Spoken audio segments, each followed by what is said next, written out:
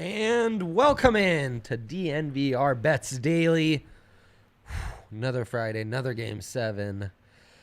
And, while we prep for this Avs Game 7, and we're going to get into all of that and, tons of props and lines to consider with everything. And then we've got double Game 7 day in the NHL. And I'm instituting a new rule.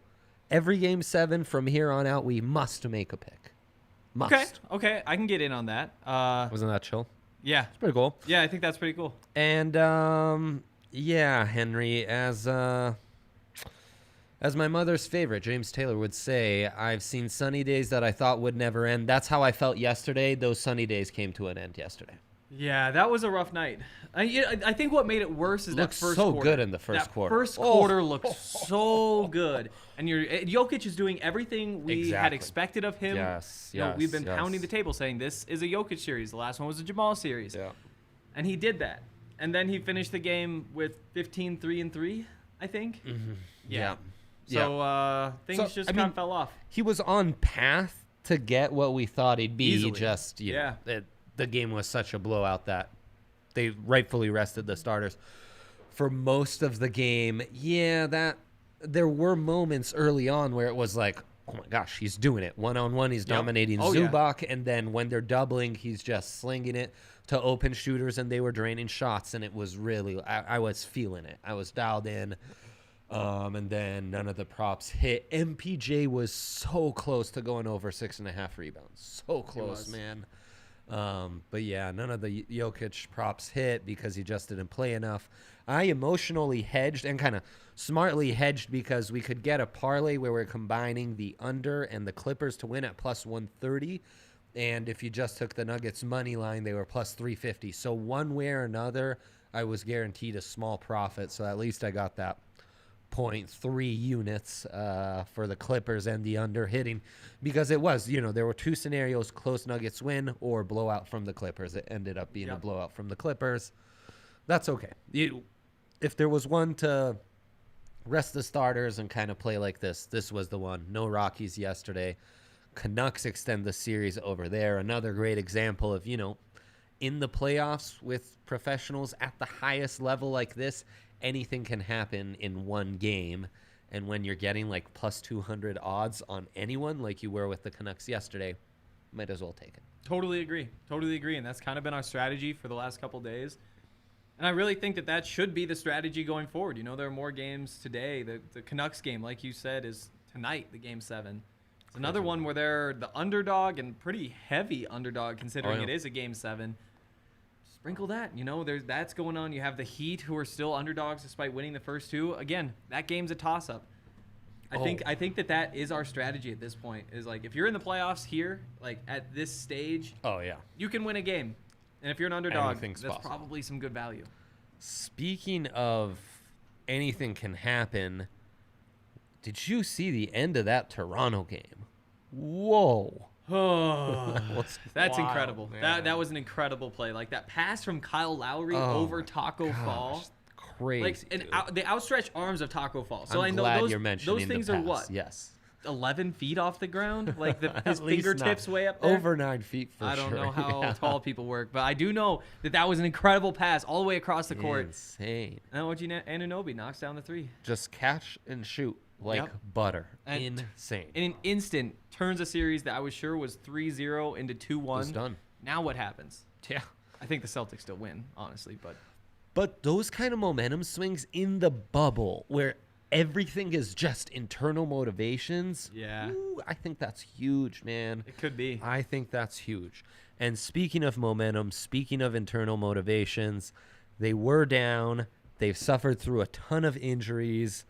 Things haven't always gone their way, but they've stormed back from down 3-1 and now force a Game 7. The Avalanche, as they have been consistently every game this series, are minus 125 coming into this Game 7. What's your read on this, man? Another one of these where I see two scenarios. Chippy, kind of ugly, could be anyone's game, plays a little more into the stars and what they're trying to do. Or it's one of these where the Avs come out fast. They're able to kind of impose their will.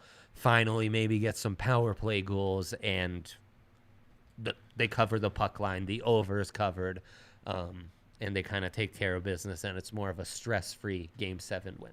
What I'm doing is making 2 bets here. I am taking the Avalanche money line, but I'm also going to take an alternate line, the Avs minus 2.5, which made me some money last time they played when I took that because they did win by the 3 goals. And with that, Avalanche minus 2.5, this is going to be my parlay for the day. I'm going to take that with the Heat to win and the Vancouver Canucks plus 1.5. That's plus about 1,700 odds. And I'm feeling pretty good about those picks. So that's Avs minus 2.5, which you get at plus 340. Yep. Nice odds right there. Yep. Heat, what are the Heat money line? Plus 170, yep. Okay. Ooh, I like that. And then the Canucks, who are what, plus 185? I'm taking them at plus 1.5 goals. Oh. At minus 143. See, because that's still some really good value. Okay. Excellent. Yep. And so I'm confident that Canucks one will hit. That Heat one is a toss-up, and I honestly think that Avs one to win by 3 is pretty close to a toss-up. Because if they're up 1 or 2 late, you have the potential for the late goals. Knitter. You know, I don't know. It's worth a shot, and that's going to be my one bold shot today is those 3. I don't mind that one bit. I'm gonna stick with the over and the puck line that have been so reliable for these Avs thus far in these playoffs. But really, as the headline of this show would suggest, we need to get into some props. We do. He's on an incredible point streak, and yet you're getting some really nice value on some of these Nathan MacKinnon props. For starters, to score plus 117. That seems like a good bet. I mean, he's been... It's happening. Yeah, it is happening. And you know what I like? Even just a little bit more than that. And we've had this conversation before. The last time the Avs played, I trust the points a little bit more. Sometimes somebody plays really well and they don't get the goal. It goes off the post. They still get the assist. And that's why I tend to take the points instead. Well, right now, Nathan MacKinnon is... the line is set at 1.5 points, which means you need 2 for the over to hit. But there's an odds boost that brings that up to plus 135. Oh, wow. So take advantage of the odds boost when they offer it to you. At least 2 points is plus 110, but then you can boost that. That's nice. Yep. It was weird he wasn't shooting as much in the last game. He was really trying to distribute more, and that has lowered shots on goal for Mac to over under 3.5. Now, the over is set at minus 240. Don't love the value, though, there too much, but interesting that they've lowered that as kind of an adjustment from how he was playing last game. Mikko, on the other hand, over 2.5, minus 148, and some nice value on Mikko to score as well at plus 195. I like both of those. I feel those are pretty safe, and I feel the way Mac and Mikko were playing off of each other, that's going to hit as well. Yep, I agree. I'm going to keep that Nathan MacKinnon over 1.5 odds boost in my bet slip. I'm going to stay away from the Nathan MacKinnon goal just because I don't want to overexpose myself there, and I'm going to take that Mikko goal. Nice. I like it. And then, I'm coming back to it. I'm coming back to Cale Makar, 2 points or more, plus 300. I keep seeing that. It's been really close. He's got it once trigger. for me. I mean, this is a big reason why my units are so high is hitting these Cale props. So I think he's going to have a big Game 7. I think, because it's Game 7, they're going to count on him, and he's going to have a ton of minutes. I just think finally they're going to break this streak and get some power play goals. And I think Hill will be involved in that, and that's how we get to these 2 points. I think that's about all I've got in this series. Anyone else? Landy should be back. Though I don't quite know what to expect from him. Plus 205 to score a goal. Yeah. I don't know that that's great value if he's, maybe not 100%. I'm staying away. Okay. And then the other Game 7 in the NHL, you've already mentioned you're putting the Canucks in a parlay. Plus 180. Yeah. Or the plus 1.5 goal. Oh, line. Right. And that's a minus 143. Yeah. But in terms of a bet, I do think that just taking that money line is a good value. Because I do think that this game is a toss-up. Because it is a parlay, Total because toss-up. the odds are so good, I'm willing to sacrifice a little bit just to make sure that I get my win. Yeah, it's a total toss-up, which is why I like this plus 180 going into Game 7. Another one of these games, momentum's all towards Vancouver. And they're kind of playing with house money. They are. I mean, this is a young team, shouldn't even really have been in the playoffs. They're fighting against this more veteran Vegas team that's really, all in on trying to win now. So yeah, I just think you're getting great value in Game 7. And I love that, this isn't a regular timeline. That plus 180, they can win in overtime. Anything can happen. So, that's a beaut right there. At the very least, you're probably going to get some cash out value at some point. Yeah. If you get to the point where you're like, I'm not so sure they're actually going to pull it out. Maybe they're up a goal. Maybe it's tied and you're in the second, third period and they're willing to give your money back plus a little bit. Maybe it gets to overtime. Yeah. Those underdogs can give you some value that way too.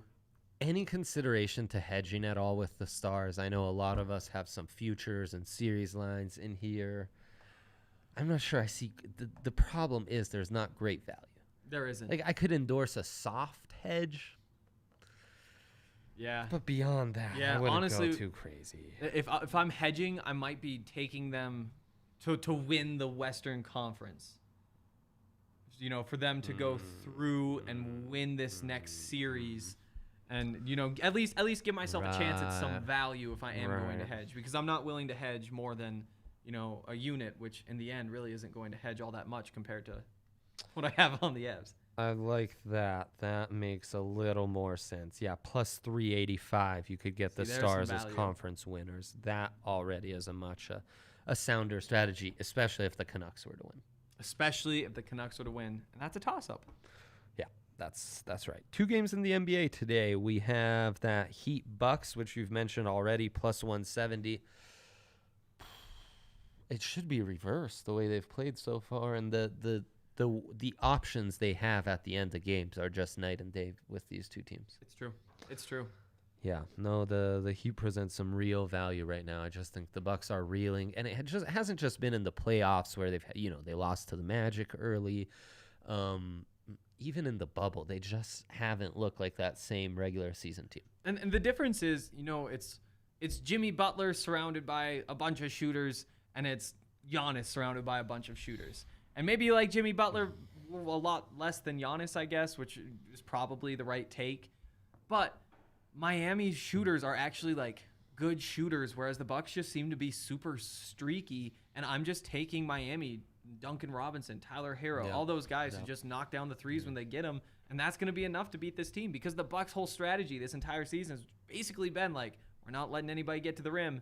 Take these shots, though. Take these outside shots. Yeah, the Heat are saying, the Heat are going to make those. Yeah. And then if there's one game where, even though I'm getting the plus 200, plus 225, in fact, on the Rockets against the Lakers, feels very much like the Nuggets last night. Kind of a team on fumes who barely won Game 7 coming into a team against a favorite who's got some rest. And I think the Lakers handle them pretty easily, though. A really interesting series with the kind of contrast of styles that's going on with the Lakers having that bigger Twin Towers bully ball approach and the Rockets being the ultimate 3-and-D small ball team. So that'll be fun to watch. I have one more pick I want to add for that Heat game. Yeah. There is an odds boost, and that is on Jimmy Butler over 20.5 points and the Heat to win at plus 510. Whoa. Looking back, so he only had 13 points in that last game. Game before that, he went for 40 against the Bucks. In the first series, which was the sweep, he had 28, 18, 27, 6. The 6 points came when he was playing 14 fewer minutes than his average in the playoffs.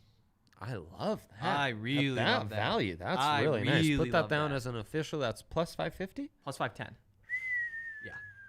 Yep. Very nice. Very nice. I tell you, yesterday, one of the things that somewhat salvaged my night beyond that emotional hedge on the Clips was some of those baseball picks I had. Lance Lynn did go over the strikeouts, though the Rangers did lose. And I'm forgetting the other one I had, but there was another baseball W in there from yesterday. And it was the Blue Jays over 5.5 against the Red Sox, which is always pretty automatic. I think you could start doing that with the Rockies. The way the Rockies have been pitching, they're going to face the Dodgers. The over-under is set at 9 in this game. I think the over is a safe bet. I wonder what the Dodgers over is. 5.5. Was just going to get to that, and I like that. I really like that. Plus 108.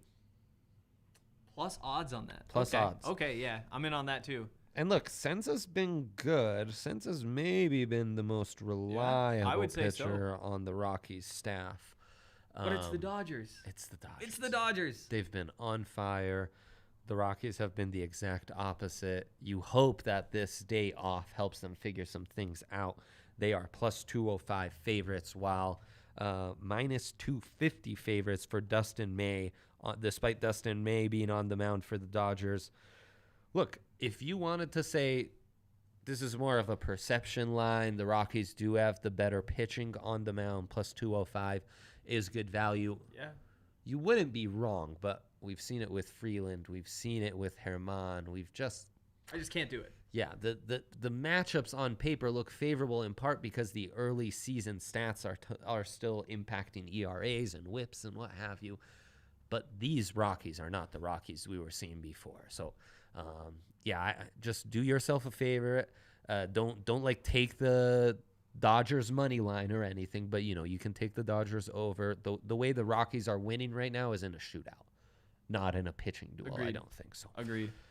Anything else? Any other juicy odds boosts? We got playoffs in the golf world. What is going on? Dustin Johnson hasn't even golfed yet, and he's starting at minus 10, and Colin Morikawa starting at minus 5. So some wacky tournaments going on this weekend with that. It's tough. It's really tough to pick one. This is going to go through the weekend. It's going to go into Monday.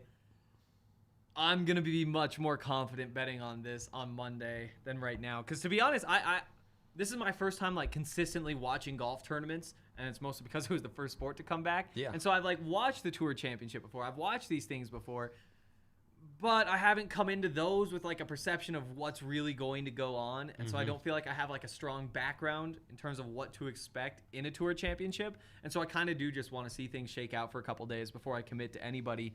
Just because golf is so hard to bet on in the first place, I don't want to start this tournament by losing money on the first day on somebody who's going to go 3 over and just pull themselves out of it.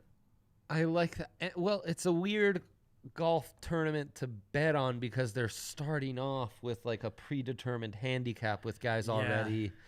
So, yeah, I too will kind of, see what happens here. There's plenty of our favorites, Victor Hovland and Honest Abe is out there and DJ's there and, Morikawa. Gotta say Morikawa. Colin right Morikawa, of course, is there. So Justin Thomas, never a bad bet. And once again, UFC this Saturday, it's another main event with one of the two fighters training in Colorado. It's Dutch phenom Alistair Overeem against Brazilian Augusto Sakai. We've both seen these guys fairly recently. Sakai, man, I think this is a massive jump in level of competition for him. Overeem's he's shown time and time again how tough he is, how well-rounded and versed he is at minus 159. I think you're getting some pretty nice value on Overeem here. So, yeah. There are some odds boosts on that, too.